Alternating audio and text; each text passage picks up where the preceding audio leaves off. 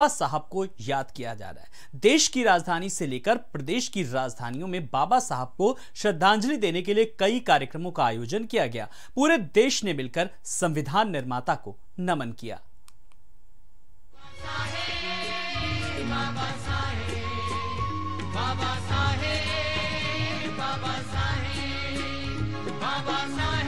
आज पूरे देश ने संविधान निर्माता को नमन किया।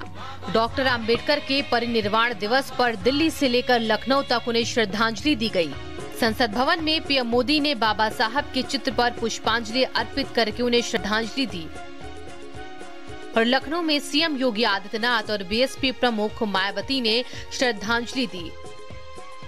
हर किसी ने बाबा साहब के बताए रास्ते पर चलने की बात कही।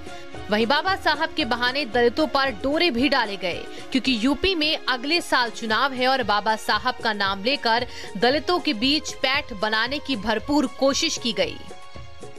सन 2022 में बीएसपी की पूर्ण बहुमत की सन 2007 से भी अधिक मजबूत सरकार बनेगी। सड़कों पे उतरने से काम नहीं चलेगा, सत्ता परिवर्तन करने से काम चलेगा। जब सत्ता परिवर्तन हो जाएगा तो संविधान बच जाएगा। चाहे गठबंधन कर ले, कुछ भी कर ले, जनता को ये मालूम है कि सपा के शासनकाल में तो गुंडागर्दी, माफियागर्दी चरम सीमा पर थी।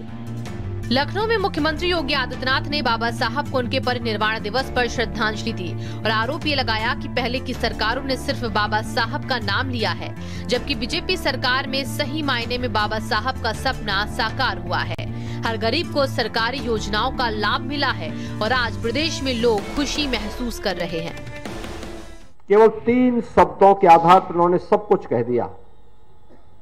स्वतंत्रता, समानता और बंधुत्व इस संविधान का आदर्श होगा। अगर ये भारत के संविधान ने देश को सम विषम परिस्थितियों में कैसे एक नई दिशा दी है। कुछ लोगों ने संविधान का गला घोंटने का प्रयास किया था इमरजेंसी के समय में। ये अनुसूचित जाति जनजाति के बच्चों की स्कॉलरशिप को रोकने का काम किसने किया था? 2016 में समाजवादी पार्टी ने कर दिया था। ये लगातार समाज को बांटने वाले लोग हैं, इनसे आप कोई विशेष उम्मीद मत करिए।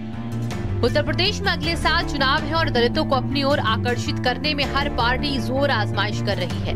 बीएसपी पहले से ही खुद को दलितों की हितैषी पार्टी बताती रही है और अब दूसरी पार्टियां भी दलित हितैषी दिखने के लिए जोर लगा रही हैं। बाबा साहब का नाम तो सभी ले रहे हैं, लेकिन देखना है कि 22 में दलित किसके साथ जाएगा। ब्यूरो रिपोर्ट, भारत समाचार।